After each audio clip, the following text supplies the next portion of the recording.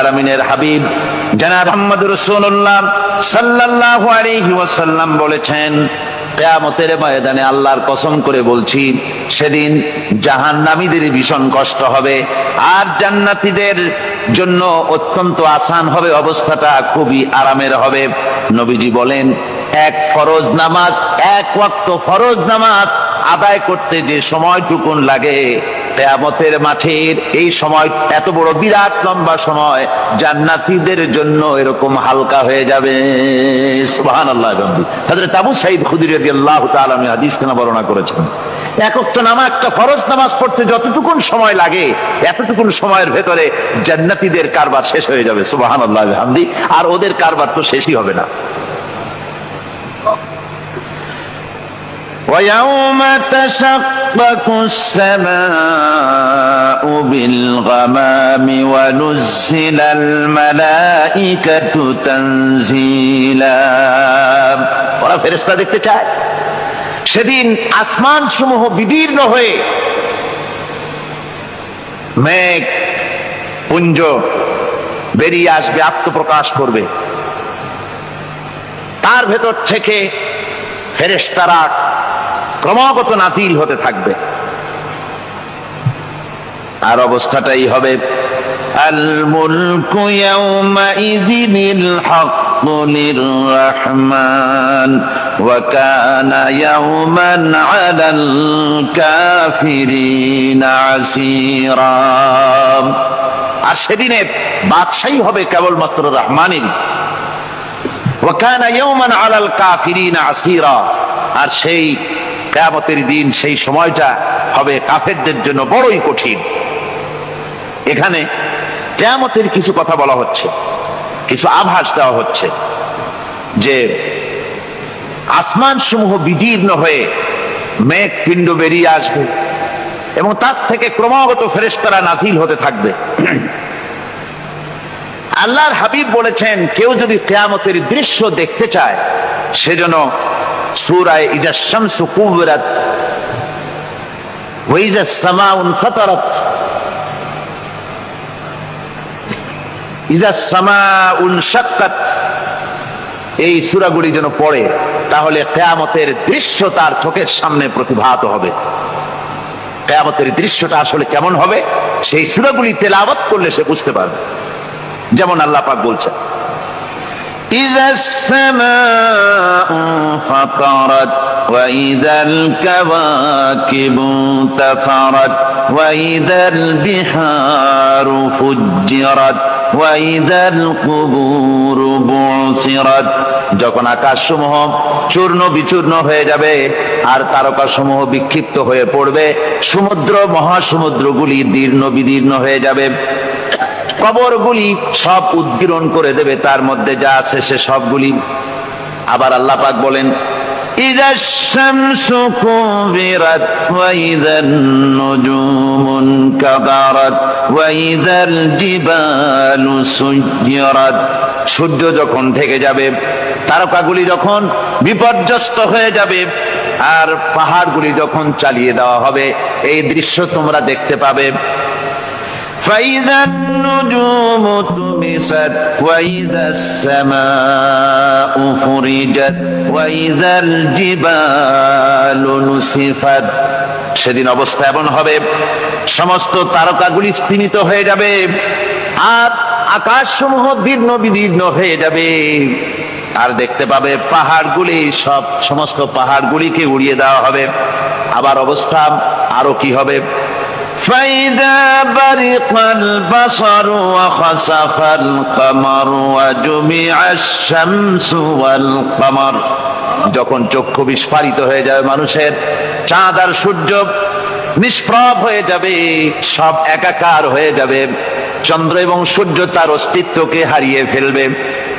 শুধু তাই নয়, ওয়াহুমিলাতিল আরদু ওয়াল জিবালু ফাদুক্কাতা দাক্কাতাও ওয়াহিদা। জমিন ও পাহাড়গুলির মধ্যে সংঘর্ষ লাগিয়ে দেওয়া হবে আর তা এক ধাক্কায় জমিন এবং সমস্ত পাহাড়গুলি চূর্ণ বিচূর্ণ হয়ে যাবে। সুবহানাল্লাহ ওয়া বিহামদিহি। আল্লাহ রাব্বুল আলামিন বলছেন, এইভাবে করে কিয়ামতের দৃশ্য, বিভীষিকাময় দৃশ্য তোমরা দেখতে পাবে। আর সেদিনের রাজত্বটা কার হবে? আল মুলকু ইয়াউমাইযিনিল হাক্কু লির-রাহমান। সেদিনের রাজত্ব হবে কেবলমাত্র রহমানের। অর্থাৎ যেসব কৃত্রিম বাদশাহী দেখে তোমাদের চোখে ধাঁধা লেগে গিয়েছে, তোমাদেরকে দুনিয়ার বাদশাহী দেখে তোমরা ধোঁকায় পড়ে গিয়েছো, এসব বাদশাহী কিছুই টিকবে না সেদিন। সেদিন শুধু বাদশাহী থাকবে একমাত্র আল্লাহ পাকের। কার থাকবে বাদশাহী? জোরে বলেন কার? আল্লাহ রাব্বুল আলামিন যখন কিছুই থাকবে না ঘোষণা করবেন লিমানিল মুলকুল ইয়াউম লিল্লাহিল ওয়াহিদুল কাহ্হার। আজকে কার রাজত্ব? চারিদিক থেকে আওয়াজ আসতে থাকবে পরাক্রমশালী আল্লাহ রাব্বুল আলামিনের রাজত্ব। আর কারণ নয়, হাদিস শরীফে এসেছে, বুখারী মুসলিম শরীফের হাদিসে এসেছে, আল্লাহর নবী বলেন আল্লাহ রাব্বুল আলামিন তখন তার এক হাতে আকাশ মণ্ডলীকে ধারণ করবেন, আর এক হাতে জমিনকে ধারণ করবেন। আকাশ মণ্ডলী এক হাতে, জমিন এক হাতে। এভাবে আল্লাহ রাব্বুল আলামিন বলবেন আইনাল জাব্বারুন আইনাল মুতাকাব্বিরুন। কোথায় সেই স্বৈরাচারীরা? কোথায় সেই দুর্বিনীত অহংকারী স্বৈরাচার যারা আমার জমিনের উপরে, আমার মানুষের উপরে রাজত্ব চালিয়েছে? তারা আজকে কোথায়? কোথায় সেই অহংকারীরা? আল্লাহ পাক সেদিন যে বলবেন, সেদিন তো বলবেন, কিন্তু দুনিয়ার মাঝেও স্বৈরাচার যারা, অহংকারী যারা, তাদের শাস্তি পৃথিবীর বুকেও দেন। আর সেদিন তো দিবেনই। কত স্বৈরাচার আমরা দেখলাম, কত অহংকারী দেখলাম, যাদের তর্জনী হেননে লক্ষ কোটি কোটি মানুষ উঠতো আর বসতো। তাদের জিল্লাতির সঙ্গে আল্লাহ রাব্বুল আলামিন কতজনকে বিদায় করে দিলেন। ফুলের মালা নিয়ে কুলাতে পারে নাই, পা থেকে শুরু করে গলা পর্যন্ত ফুলের মালা দিয়া ডুবাই দিল ভক্তরা। আবার আল্লাহ রাব্বুল আলামিন এমন শাস্তি দিলেন, ফুলের মালার পরিবর্তে জুতার মালা নিয়ে জেলের মধ্যে ঢুকাইয়া দিলেন। ঠিক কিনা গণ? অহংকারী আর স্বৈরাচার যারা হয়, আল্লাহ পাক এভাবে তাদের দৃষ্টান্ত দেখিয়ে দেন। আমরা কত দেখলাম, 9 বছরের রাজা, 10 বছরের সাজা। পৃথিবীর মুখে যারা অহংকার করে, যারা স্বৈরাচার হয়, আল্লাহর আইনকে যারা বৃদ্ধাঙ্গুষ্টি প্রদর্শন করে, আল্লাহ পাক তাদের জমিনেও দেখান। এখানে চূড়ান্ত ফয়সালা আল্লাহ করেন না, আসল ফয়সালার জায়গা তো আছেই, তবে এখানে নমুনা দেখায় দেন। কিন্তু মুশকিল হচ্ছে, ইতিহাসের সবচাইতে বড় শিক্ষা হলো ইতিহাস থেকে মানুষেরা শিক্ষা গ্রহণ করে না। একজনে যে কাম করে বিপদে পড়ে, আর একজন এসে আবার সেই পথেই অগ্রসর হয়, নিশ্চিত মৃত্যুর পথে। আমার বন্ধুগণ, আল্লাহ পাক বলছেন সেই দিন আমার রাজত্ব হবে, আর কারো রাজত্ব হবে না। ওয়া কানা ইয়াওমান আলাল কাফিরিনা আসীরা। আর ওই দিনটা, ওই কিয়ামতের দিন হবে কাফেরদের জন্য সবচাইতে কঠিন। সবচাইতে কঠিন হবে কাদের জন্য? কাফেরদের জন্য। কাফের কারা? কাফের হচ্ছে তারা যারা নাকি আল্লাহর আইনকে অস্বীকার করেছে, আল্লাহকে অস্বীকার করেছে, আল্লাহর আইনকে অস্বীকার করেছে। ওরা কি? কাফের। কুফর শব্দের অর্থ হচ্ছে গোপন করা। এই জন্য অন্ধকার রাতকে আরবিতে কাফের বলা হয়েছে, অর্থাৎ যা সব জিনিসকে অন্ধকার দিয়ে ঢেকে দেয়। তো কুফর হচ্ছে সেই জিনিস যা মহাসত্যকে ঢেকে দেয়, সত্যকে, মহাসত্যকে ঢেকে দেয় যে জিনিস, সেটাকে কুফর বলা হয়। আর এই কাফের অন্ধকারে ঘুরে মরে, সে কোন আলোর খোঁজ পায় না। আল্লাহ রাব্বুল আলামিন বলেন, কাফেরদের কথা এখন শোনাচ্ছেন আল্লাহ পাক, والذين كفروا أولياؤهم الطاغوت يخرجونهم من النور إلى الظلمات। যারা কাফের, যারা কুফরি অবলম্বন করেছে, তাদের সাহায্যকারী আর পৃষ্ঠপোষক হচ্ছে তাগুত। তাগুত বলা হয় সেই শক্তিকে যে শক্তি শুধু নিজেই আল্লাহর আইন অমান্য করে বসে থাকে না, বরং অন্যদেরকেও আল্লাহর আইন অমান্য করতে বাধ্য করে। ওদেরকে আরবিতে কি বলা হয়? তাগুত বলা হয়। আর এই তাগুতি শক্তি, এই তাগুত হয় তার সাহায্যকারী, যা তাকে আলো থেকে টেনে অন্ধকারের ভেতরে নিয়ে যায়। আর কাফের হচ্ছে আল্লাহ পাকের ভাষায় অর্থাৎ কোরআনের ভাষায় কাফের হচ্ছে সবচাইতে নিকৃষ্ট প্রাণী, সবচাইতে নিকৃষ্ট জীব, মহাসত্যকে যারা অস্বীকার করেছে, যারা আল্লাহকে মানে না, যারা আল্লাহর কোরআনকে মানে না, যারা ইসলামকে স্বীকার করে না, তারা সবচাইতে নিকৃষ্ট প্রাণী। আল্লাহ রাব্বুল আলামিন বলেন, ইন্না শাররাদ দাওয়াবি ইনদাল্লাহিল্লাযীনা কাফারু ফাহুম লা ইউমিনুন। নিশ্চয়ই আল্লাহর জমিনে সব বিচরণশীল জীব যত আছে, আল্লাহ বলছেন আমার জমিনে বিচরণশীল জীব যত আছে তার মধ্যে সবচাইতে নিকৃষ্ট প্রাণী হলো যারা ঈমান আনে নাই, যারা বিশ্বাস করেন আমি আল্লাহকে, যারা পরকালকে বিশ্বাস করে নাই, যারা কোরআনকে বিশ্বাস করে নাই, যারা ইসলামকে বিশ্বাস করে নাই, পৃথিবীর মধ্যে তারা সবচাইতে নিকৃষ্টতম প্রাণী। আল্লাহ বলেন শুধু নিকৃষ্ট জনক নিকৃষ্ট প্রাণী বললেই সারে না, এরা হলো চতুষ্পদ জানোয়ারের মতো। কে বলতেছেন? আমি বলছি না, কিন্তু আল্লাহ পাক বলতেছেন চতুষ্পদ জানোয়ারের মতো কাফেরেরা। وَمَثَلُ الَّذِينَ كَفَرُوا كَمَثَلِ الَّذِي يَنْعِقُ بِمَا لَا يَسْمَعُ إِلَّا دُعَاءً وَنِدَاءً। এই কাফেরদের দৃষ্টান্ত হচ্ছে সেই রাখালের মতো, যে রাখাল তার পশুদেরকে ডাকে আর ওই পশুরা একটা ডাক শোনে মাত্র, কিন্তু কি যে বলে তা তো পশুতে বোঝে না। কথা বুঝতে পেরেছে? সুম্মুন বুকুমুন উমিয়ুন ফাহুম লা ইয়াকিলুন। এরা বোবা, এরা বধির, এরা অন্ধ, এ কারণেই কোনো কথা বোঝে না। এরা চতুষ্পদ জানোয়ারের চাইতেও নিকৃষ্ট। যাদেরকে আমি আল্লাহ বলেন, যাদেরকে আমি চোখ দিলাম, চোখ থাকতে হক দেখলো না, সব দেখলো। হক দেখে নাই চোখ দিয়া, এই চোখ দিয়া সব দেখলো। নারীর সৌন্দর্য উপভোগ করলো আর নারীর অঙ্গ প্রত্যঙ্গ নিয়ে নানা ধরনের গল্প লিখলো, কবিতা লিখলো, কিন্তু এই সৌন্দর্য যিনি দিলেন তারেও চিনল না। আছে না কত কবি আমাদের দেশে? আমার দেশের সেই কবি জাতীয় পুরস্কার পায় যে কবি নারীর বিশেষ বিশেষ অঙ্গ নিয়ে বেশি করে নির্লজ্জ কবিতা লিখতে পারে, ওই হলো সবচেয়ে বড় কবি। আমার বন্ধুগণ,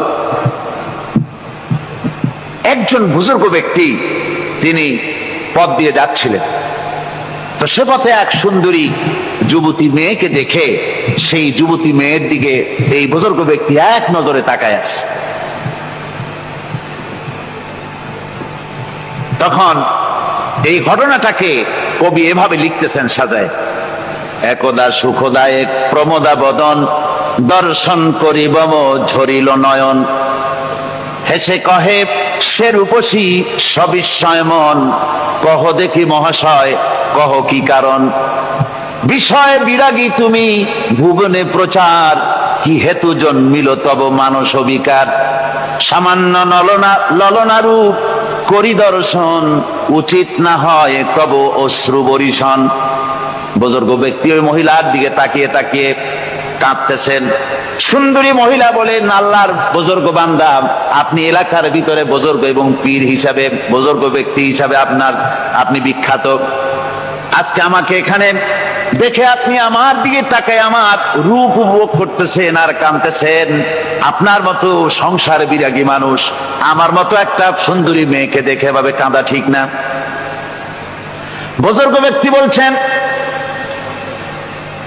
হেসে কহিলাম বালে করহ শ্রবণ, নেত্র ঝরে তবু হেতু ভেব না এমন, যে শিল্পী রচিল ওই সুধাংশু বদন, তাহার তরে ঝরে নেত্র নয়নে জীবন।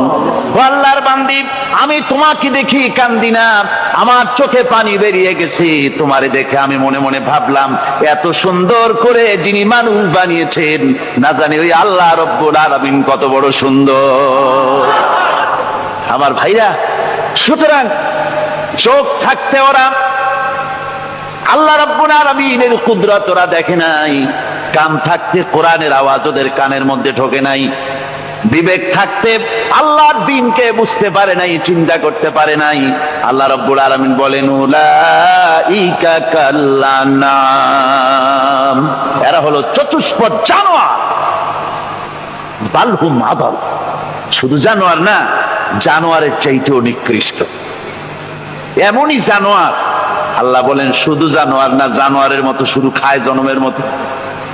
والذين كفروا يتمتعون ويأكلون كما تأكل الأنعام। এই কাফেরগুলির কাম শুধু ফুর্তি করা, গান বাজনা, নাটক, গল্প, এই সব কাজ তাদের। নামাজ নাই, রোজা নাই, আল্লাহর চিন্তা নাই, তাহাজ্জুদ নাই, পরহেজগারি নাই, শুধু গান আর নাচ। দেখেন না ফুর্তি। এই যে 1 জানুয়ারি রাত 12টার সময় আমার ঘুম ভেঙে গেল, এই যেখানে আমি ছিলাম, বিকট আওয়াজ। আমি মনে করলাম পাশের বাড়ি বুঝি ডাকাত পড়ছে। পরে বাড়িওয়ালা আমাকে বললেন যে ডাকাত না, বোধহয় এই নিউ ইয়ার সেলিব্রেট হচ্ছে, নতুন বৎসর উদযাপন হচ্ছে, বোমা দিয়ে শহরবাসীর আরামের ঘুম হারাম করে এগুলি করা হচ্ছে। এ তো গেল 1 জানুয়ারি। আর যখন আমাদের নিজেরটা যখন আসে, অর্থাৎ 1 বৈশাখ, তখন দেখছেন অবস্থা 1 বৈশাখে। এবছর আমাদের দেশে 1 বৈশাখে ঢাকায় যে দৃশ্য আমি টিভির মধ্যে দেখলাম, তাতে আমার মনে হয়নি যে 12 কোটি মুসলমানের দেশে রাজধানীতে এই দৃশ্য হচ্ছে। আমার মনে হচ্ছিল এটা বুঝি কলকাতা অথবা অন্য কোনো শহর হবে। আমি দেখলাম সমস্ত যুবক যুবতী, নারী পুরুষ, বিভিন্ন বয়সের লোক সব একসঙ্গে রাস্তায় নেমেছে, নাচতেছে। তার মধ্যে বুদ্ধিজীবী আছে, শিক্ষিত লোক আছে, সমানে নাচতেছে।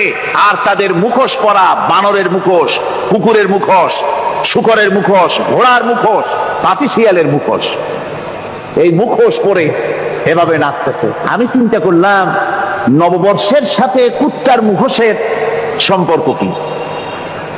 নববর্ষের সাথে পাপী শ্রীগালের মুখোশের সম্পর্ক কি? তাহলে ওরা কি বলতে চায় যে আগামী বছরটা আমরা কুত্তার ভূমিকায় অ্যাক্টিং করব, অথবা শ্রীগালের মতো ধূর্তামি করব জাতির সাথে? তারপরে কি করলো? সকাল বেলায় যুবক যুবতী 1 বৈশাখ সূর্য উদয়ের আগে রমনা লেকের পাড়ে গিয়ে সব দাঁড়িয়েছে বাসন্তী রঙের শাড়ি পরে। তারপরে সেখানে দাঁড়িয়ে সূর্য উদয়ের পানে তাকিয়ে সকাল বেলায় ভাবে করজোর করে বলছে, এসো হে নববৈশাখ স্বাগতম হে। নববৈশাখ অলক্ষে বোধহয় এটা শুনে বলতেছে, বাবাজিরা আমারে ডাকতেছো, অপেক্ষা করো, আমি আসতেছি। আমারে ডাকতেছো, আমি আসতেছি, কোমরে গামছা বেঁধে আসতেছি, 225 মাইল স্পিডে আসতেছি, 30 ফুট উঁচু জলোচ্ছ্বাস নিয়ে আসতেছি, নববৈশাখের মজা সাত চাকায়। আমার ভাইরা, মুসলমান নববর্ষ উদযাপনের সাথে মুসলমানের কিসের সম্পর্ক? মুসলমান যদি এই দিন উদযাপনই করে, তাহলে তাকে করতে হবে ফজরের নামাজ পড়বে। মুসলমান নববর্ষ উদযাপন করবে, ফজরের নামাজ পড়বে, তারপরে কোরআন শরীফ তেলাওয়াত করবে, দরুদ শরীফ পড়বে, আল্লাহর দরবারে হাত তুলে বলবে, রব্বুনা রাব্বিন, 1 বছর পার করে দিলাম, নাফরমানি ছাড়া কিছুই তো করি নাই, বিগত বছরে যা করেছি মাফ করে দাও, আগামী বছরটা গোটা জাতি আর দেশের জন্য কল্যাণকর মঙ্গলময় করে দাও। এটাই তো বলা উচিত ছিল নাকি? বলে তা না করে, তা না বলে বৈশাখের পরিচালককে না ডেকে সরাসরি বৈশাখকে আহ্বান করা হয়েছে, আর বৈশাখ আহ্বান করার মজা জনমের মতো দেখাই দিয়েছে। আল্লাহ রাব্বুল আলামিন তাই বলেন, কাফেররা তাদের কাজ হলো শুধু খাওয়া, তারা এমন খাওয়া খায় জনমের মতো খায়।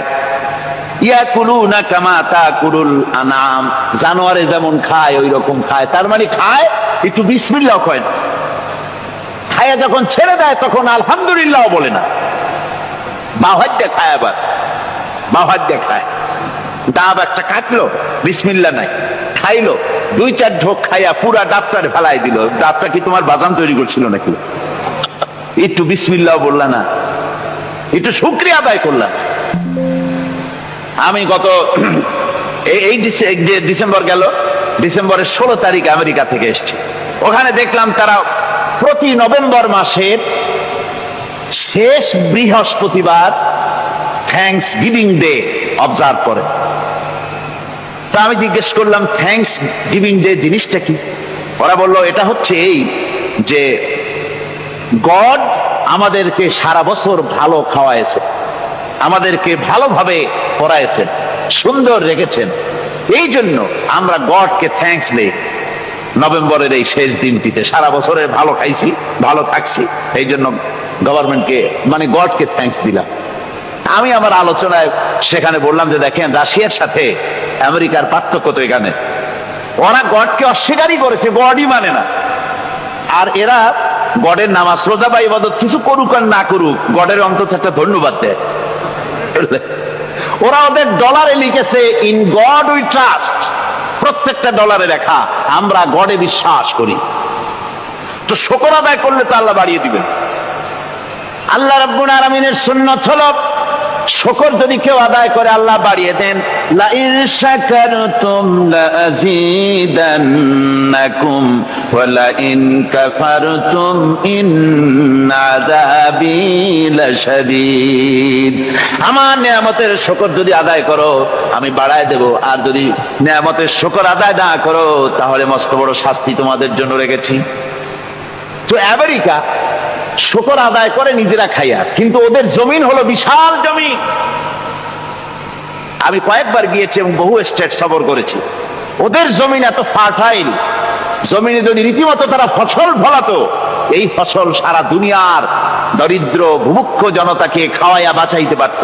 কিন্তু ওরা তা করে না। ওরা করে কি? ওরা মুনাফার হার, বাজার দর ঠিক রাখার জন্য নির্দিষ্ট পরিমাণ জমিনের ফসল ফলায়, কিন্তু জমিন এতই উর্বর, ওদের মেজারমেন্ট করা, মাপ করা, হিসাব করা ফসল হয় না, ফসল হয় বেশি। তখন বাড়তি ফসলকে তারা প্রতি বছর লক্ষ লক্ষ টন আলু আর গমকে তারা সমুদ্রে নিক্ষেপ করে। তাদের আলু এবং গম সেই সময় তারা নিক্ষেপ করে সমুদ্রে যখন ইথিওপিয়া, সুদানে মানুষ না খেয়ে মরছে। পৃথিবীর বিভিন্ন দেশে মানুষ ক্ষুধার যন্ত্রণায় যখন চিৎকার করছে, আর তাদের এই চিৎকারে আকাশ বাতাস ভারী হয়ে যাচ্ছে, তখন ওরা এই কামটি করছে। তাই আমি ওই প্রথম দিন বলেছিলাম যে রাশিয়া যেমন খান খান হয়েছে, অস্তিত্ব বিলুপ্ত হয়েছে আল্লাহর সাথে নাফরমানি করার কারণে। আপনারা বলতে পারেন কমিউনিজম কি একটা সহজ ব্যাপার? একটা বিরাট শক্তি পৃথিবীর বুকে, কত দেশ তারা ডমিনেট করতেছিল। কোন যুদ্ধ নাই, কোন রক্তপাত নাই, বিনা ধাক্কায়, বিনা বাতাসে, বিনা ঝড়ে বিশাল মহিরুহু চিৎপটাং। এটা হলো কেন? কেন হলো রাশিয়ার এই দশা? আমি লালদিঘির ময়দানে বলে গেছিলাম, আমি চিন্তা করে যেটা পাইছি সেটা হচ্ছে এই দুনিয়ার